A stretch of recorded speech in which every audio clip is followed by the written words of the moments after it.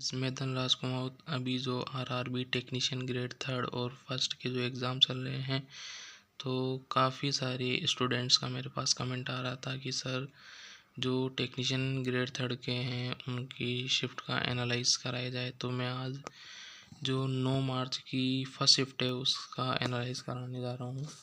RRB technician grade 3 9 March first shift analyse by Dhanraj sir. Okay, तो जैसा कि आप सभी कैंडिडेट साथी सहयोगी जो हैं वह आप सभी अच्छी तरीके से जानते हैं कि जो टेक्नीशियन एग्ज़ाम है उसमें क्वांट कितने क्वेश्चन आए थे। 25 क्वेश्चन आए थे, पर क्वेश्चन 1 मार्क्स का था। और जनरल साइंस के 40 क्वेश्चन आए थे, रीजनिंग 25 क्वेश्चन आए थे, जनरल अवेयरनेस के 10 क्वेश्चन आए थे।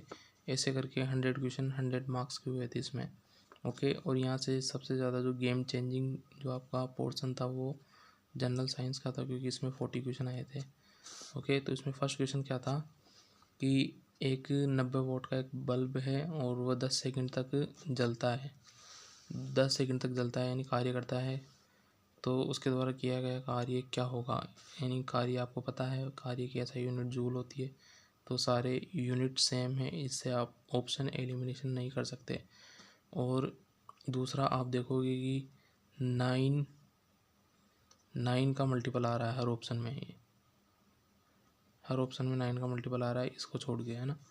यानी आप ये भी देख सकते हो कि आंसर आपका 9 का मल्टीपल कुछ ऐसा ही होगा, है ना। 3 का या 9 का मल्टीपल, है ना, ऐसा ही होगा। बट मैं आपको फॉर्मूले से बताता हूँ। देखो, पावर का फॉर्मूला होता है W/T। तो पावर आपको कितनी दे रखी है, 90 वाट दे रखी है, 90 वाट। तो 90 रखा हमने, और टाइम कितना दे रखा, 10 सेकेंड। तो इसका क्रॉस मल्टीप्लाई करोगे आप, P/T बराबर W। तो 90 × 10 बराबर 900 जूल। ओके, और एक क्वेश्चन था आपके कि वोल्टेज आपसे पूछ रहा था, और यहाँ पे जो वर्क है कार्य वो कितना दे रखा था, 12 जूल दे रखा था। और जो चार्ज है कूलाम वो कितना दे रखा था आपको, 6 कूलाम दे रखा था। तो फॉर्मूला होता है कि इकाई आवेश को किसी बिंदु से अनंत तक ले जाने के लिए किया गया कार्य क्या कहलाता है, विभव कहलाता है, विभवांतर कहलाता है। इस फॉर्मूले से अपन ने 12/6 यानी 2 वोल्ट आंसर निकाला। एक क्वेश्चन यह था। ओके, और फिर एक क्वेश्चन आपका था कि गुरुत्वाकर्षण बल कब मैक्सिमम अधिकतम होता है। तो जैसा कि आप सब जानते हैं, गुरुत्वाकर्षण बल का जो फॉर्मूला क्या होता है, F बराबर G m1m2/r²। ये जो होता है ना आपका कूलाम बल, F बराबर K Q1 Q2/r², उसी के समानुपात सदृश है ये बल, बिल्कुल, है ना। तो इसमें क्या होता है कि जब दो पिंडों की बीच की दूरी बढ़ेगी तो ये आपका बल मैक्सिमम होगा। तो देखो फॉर्मूले से, अगर ये दूरी आपकी बढ़ेगी तो ये फोर्स क्या होगा, कम होगा, क्योंकि ये तो क्या है, विलोमानुपात में है ना। ये समानुपात में है M1 M2। जी तो यहाँ पे सार्वत्रिक नियतांक है गुरुत्वीय, इसको क्या कहते हैं, सार्वत्रिक नियतांक 6.67 × 10⁻11 kg न्यूटन मीटर स्क्वायर, कुछ ऐसा करके इसका वैल्यू होता है ना। तो ये तो समानुपात में है ना, प्रोफेशनल है, और ये आपके रिवर्स प्रोफेशनल है ना, विलोमानुपाती है, इन्वर्स प्रोफेशनल है, F/r² के, है ना। ओके, तो अगर दोनों पिंडों के द्रव्यमान का गुणनफल घटेगा, द्रव्यमान का गुणनफल घटेगा तो F भी घटेगा, क्योंकि ये समानुपात में है, प्रोफेशनल है, ये तो प्रोपोर्शनल है ना आपस में।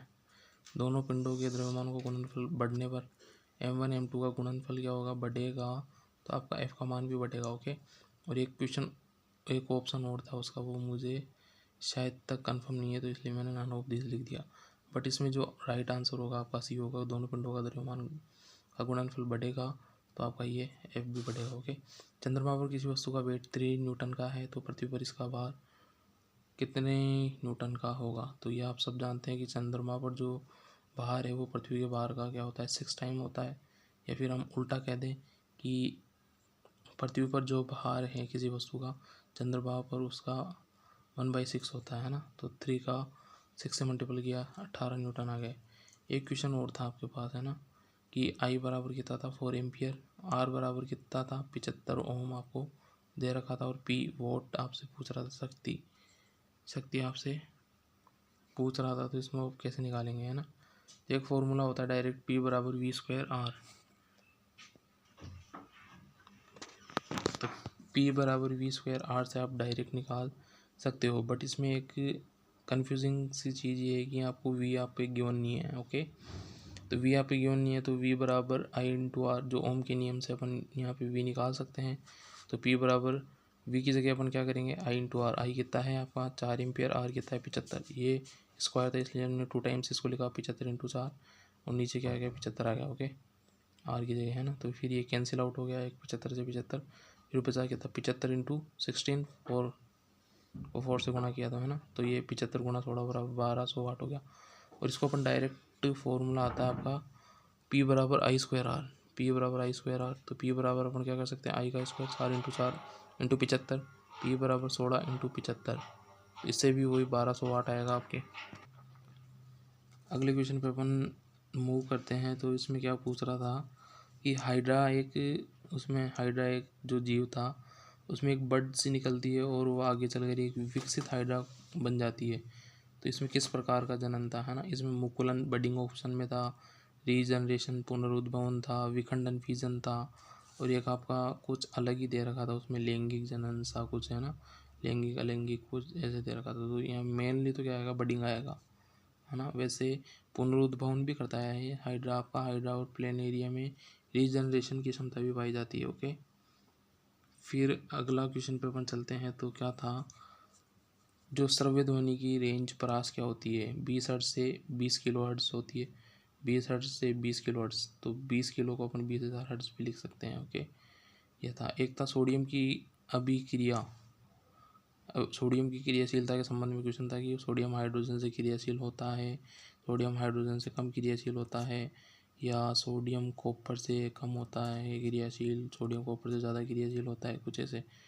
तो सबको ध्यान है, सोडियम हाइड्रोजन से भी अधिक क्रियाशील होता है और सोडियम कॉपर से भी अधिक क्रियाशील होता है ना। तो उसके अकॉर्डिंग आप ऑप्शन देख लेना, मेरे को ऑप्शन इसके कंफर्म नहीं है कौन से थे, कौन सा प्रतीक सही है ना, रिप्रेजेंटेशन कौन सा सही था। कॉपर को अपन सी से दर्शाते हैं क्या पीरियोडिक टेबल में, कॉपर को अपन दर्शाते हैं सी यू से, लेकिन यहाँ पे ऑप्शन में रहा कॉपर का सी है, तो गलत है। टिन जो एस एन है, टिन जो है ना उसको अपन किससे एस एन से दर्शाते हैं, है ना, प्रतीक। और लेड को एल से दर्शाते हैं क्या, पी बी से दर्शाते हैं लेड को। पोटेशियम को पी से दर्शाते हैं क्या, पोटेशियम को के से दर्शाते हैं, पी से तो फास्फोरस हो गया, तो इसलिए इसका राइट आंसर होगा टिन, एस एन। ओके, कंकालीय मांसपेशी स्केलेटल मसल की विशेषता क्या है। तो स्केलेटल मसल कैसी होती है आपको मैं बता दूँ। स्केलेटल मसल होती है आपके ऐच्छिक मसल होती है, जो आपके बाइसेप वगैरह में पाई जाती है ना, जिसको आप खुद की इच्छा से मूवमेंट करा सकते हो, उनको, है ना, कार्य करा सकते हो, उसे कहते हैं स्केलेटल मसल। ये धारीदार होती है, इस पर स्ट्रेट बनी हुई होती है, इसमें मल्टी न्यूक्लियस पाए जाते हैं ना, मल्टी न्यूक्लियर यानी बहुकेंद्रीय होती है, और ये अनब्रांच्ड होती है। ओके, तो यहाँ पे देखते हैं कौन कौन सी इसकी विशेषताएं हैं। अनैच्छिक होती है, गलत है, वो वॉलेंटरी होती है, इनवॉलेंटरी दे रहा है। अरेखित होती है, ये भी गलत है। एकल केंद्रीय, ये भी गलत है क्योंकि ये मल्टी न्यूक्लियस होती है। ओके, और धारीदार होती है, स्ट्रेट इसमें पाए जाते हैं, बिल्कुल ये ऑप्शन सही है आपका, डी ऑप्शन आएगा यहाँ पे। ओके, अगले क्वेश्चन की बात करेंगे, अवतल दर्पण में बिंब ऑब्जेक्ट को कहाँ पर रखा जाए कि प्रतिबिंब आभासी, सीधा और वस्तु से बड़ा बने, है ना। तो इसके ऑप्शन दे रखे थे, फोकस और ध्रुव के बीच, वक्रता केंद्र पर, वक्रता केंद्र से परे, है ना, फोकस पर, कुछ ऐसे, है ना। तो आप सबको ध्यान है कि जो अवतल दर्पण है उसमें एक ही केस में आपका आभासी प्रतिबिंब बनता है, वो है फोकस और ध्रुव के बीच में अपन बिंब को, वस्तु को रखें। ओके, तो जो लवक प्लास्टिड है उसका यूज़ बाथरूम में किस प्रकार किया जाता है, ऐसे कुछ क्वेश्चन था आपका। तो प्रकाश संश्लेषण और भोजन बनाने में प्लास्टिड का यूज़ होता है, क्योंकि प्लास्टिड जो है उसमें आपका क्लोरोफिल नामक पिगमेंट पाया जाता है, जिसकी सहायता से जो पादप अपना भोजन बनाते हैं। ओके, नेक्स्ट क्वेश्चन पे अपन चलते हैं। अगले क्वेश्चन पे अपन बात करते हैं। तो क्या था आपका, क्वेश्चन नंबर 13 था, कौन सी धातु का ऑक्साइड क्या होता है, उभयधर्मी एम्फोटेरिक होता है। हाँ, तो एल्यूमिनियम धातु है जो आपकी Al2O3 ऑक्साइड बनाती है। ये अम्ल और क्षार दोनों से रिएक्शन कर सकता है, इसलिए इसको उभयधर्मी ऑक्साइड कहा जाता है, एम्फोटेरिक। ACR और RER यानी स्मूथ एंडोप्लाज्मिक रेटिकुलम और रफ एंडोप्लाज्मिक रेटिकुलम यानी चिकली अंतर्द्रव्य जालिका, और एक होती है खुरदरी अंत अपद्रव्य जालिका, इन दोनों में डिफरेंस पूछ रहा था, मेन डिफरेंस क्या होता है। तो आप सभी जानते हैं कि जो RER होती है खुदरी होती है, तो इस पर क्या राइबोसोम पाए जाते हैं। SER आपकी चिकनी स्मूथ होती है, उस पर आपके क्या पाए जाते हैं, SER पे आपकी वसा लिपिड पाई जाती है। तो ये RER वाला राइबोसोम वाला राइट आंसर होगा। एक था क्वेश्चन विलियन के लिए, सत्य क्वेश्चन क्या है कि विलियन में विलय की मात्रा विलायक से ज़्यादा होती है, सोल्यूट की मात्रा सोलवेंट से ज़्यादा होती है। ये सरासर गलत है। विलियन एक विष मांगी मिक्सचर है, विलियन विषमांगी हेट्रोजीनियस मिक्सचर है, रॉन्ग है ये भी। विलियन एक सममांगी होमोजीनियस मिक्सचर है, ये राइट ऑप्शन है होगा आपका। अगले क्वेश्चन पे बात करें तो एक क्वेश्चन था आपका उस फूड एंड जो आपका था ना खाद्य श्रृंखला है ना, भोजन और खाद्य श्रृंखला कुछ चैप्टर का नाम था है ना, तो उससे क्या था वो भोजन और खाद्य श्रृंखला में संसाधन कुछ है ना, ऐसे कुछ चैप्टर का नाम था। तो उससे क्वेश्चन था कि शहद की क्वालिटी के लिए क्या ज़रूरी है, मधुमक्खी का रंग, पुष्प और मकरंद की बहुलता, कुछ ऐसे ऑप्शन दे रखे थे। तो शायद मेरे अकॉर्डिंग पुष्प और मकरंद होना ज़रूरी है शहद की क्वालिटी के लिए है ना, मेजर रोल उन्हीं का होता है इनमें।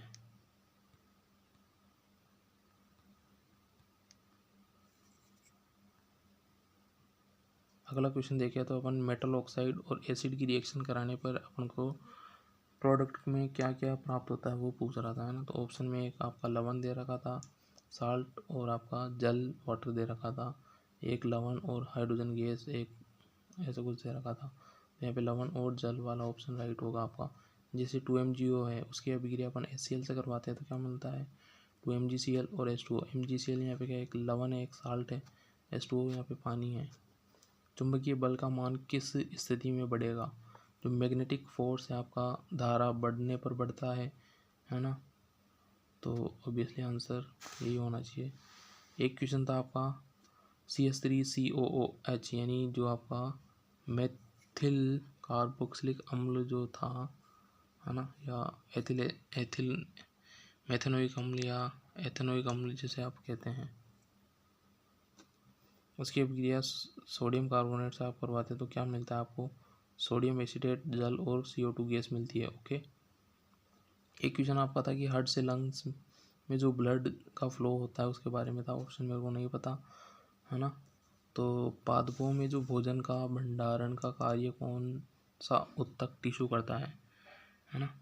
तो ये टिश्यू वाले चैप्टर में से खूब घुमा घुमा के क्वेश्चन पूछ रहा है, लैंग्वेज को डिफिकल्ट कर रहा है ना। तो इसमें क्या था कि पादपों में भोजन का भंडारण का कार्य कौन सा उत्तक करता है ना। ये लैंग्वेज थोड़ी सी घुमाई हुई थी लेकिन था यही, उसका मीनिंग यही था। पेरेन्काइमा, कोलेनकाइमा, स्क्लेरेन्काइमा और भी टिश्यू जाइलम फ्लोएम पता नहीं करके कुछ और भी दे रखे थे, जिसमें पेरेन्काइमा आएगा। ओके। फिर आता है थॉमसन ने प्लम पुडिंग प्रयोग में प्लम शब्द क्या किसको दर्शाता है, धनावेश भाग को, ऋणावेशित भाग को, किसको दर्शाता है। पलंग जो होता है पलम वो ऋणावेशित भाग को दर्शाता है और पुडिंग जो होता है धनावेशित भाग को दर्शाता है। ओके। अब घटक डीकम्पोजिशन के बारे में क्वेश्चन था, डीकम्पोजिशन क्या करते हैं, तो वो क्या करते हैं जो मृत और सड़े गले जो पदार्थ जीव होते हैं उनको जैव अपघटन का कार्य करते हैं। ओके।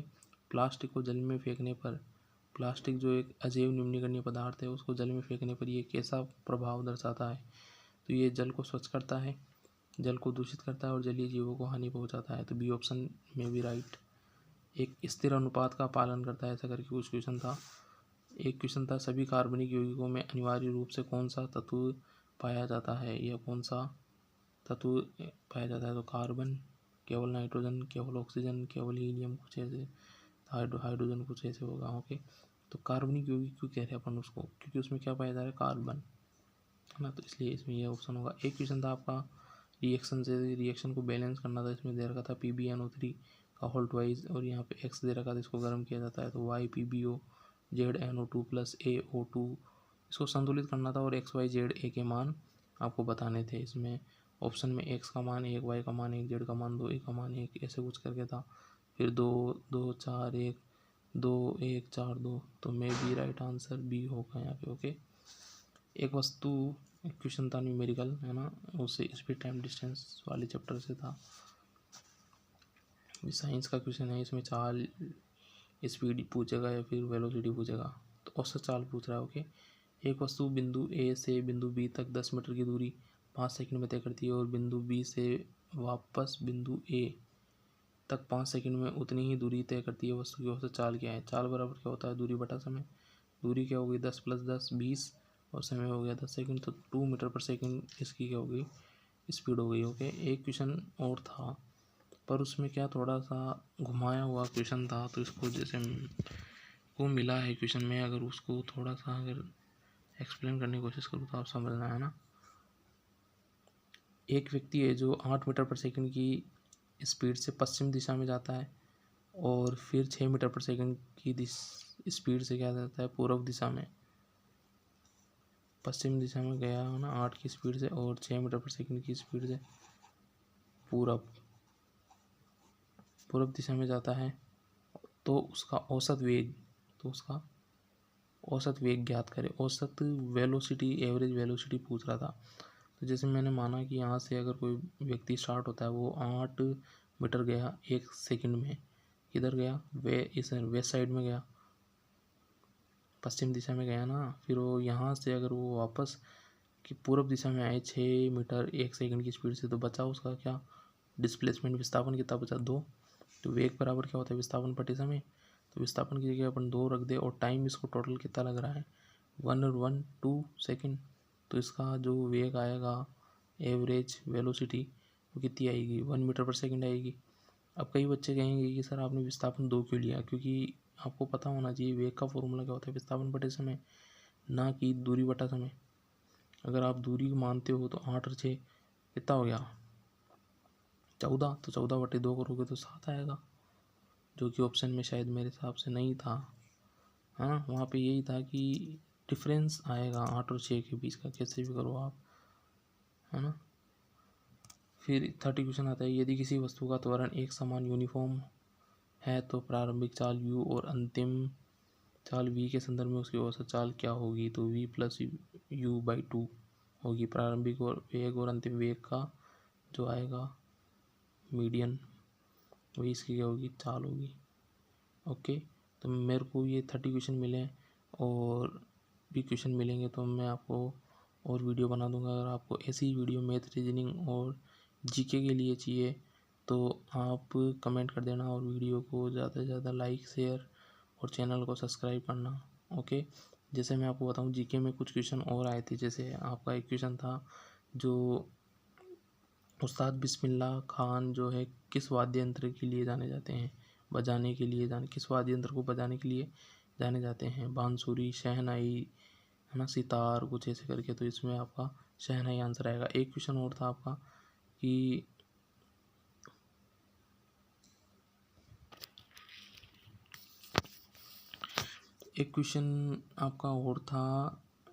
कि जो फर्स्ट टाइम जो ट्रेन चली थी, है ना, पैसेंजर ट्रेन, है ना, वो कहाँ से कहाँ तक चली थी? यानी मुंबई से ठाणे के बीच चली थी, है ना। ये उसमें आंसर आएगा। एक क्वेश्चन था आपका कि जो है ना, कौन से केस के अकॉर्डिंग ये निर्णय लिया गया था कि जो संविधान में जो संशोधन है नहीं किया जा सकता। कहने का मतलब संविधान के जो आदर्शों का कंप्लीटली संशोधन नहीं किया जा सकता। तो उसमें ऑप्शन में था केशवानंद भारती केस, कुछ ऐसे करके। तो यहाँ पे केशवानंद भारती केस आएगा। ओके, और मैथ, रीजनिंग के ऐसे ही क्वेश्चन आपको चाहिए तो चैनल को लाइक, शेयर, सब्सक्राइब करें। Okay, thank you.